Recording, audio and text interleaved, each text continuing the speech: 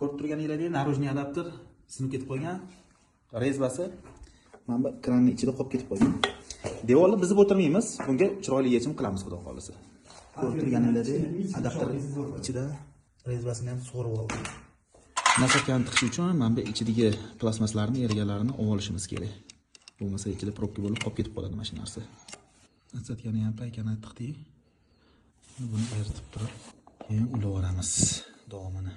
Mana bunaqa adapter kallasini ham ko'rib turganingizdek, akkuratlik qilib o'rnatib oldik. Umuman mana ichida plastmas tiqilgan boshqa joyi yo'q. Endi xudo xolasa ham kranni qo'yib bo'ldi. Kranning ichidagi rezbani yechib bo'lmadi, qizdirsa ham yechilmadi. Qisqasi, o'rniga ko'rib turganingizdek boshqa kran qo'yib, akkuratlik qilib qotirib qo'ydik. Hech qayoq buzilgani yo'q.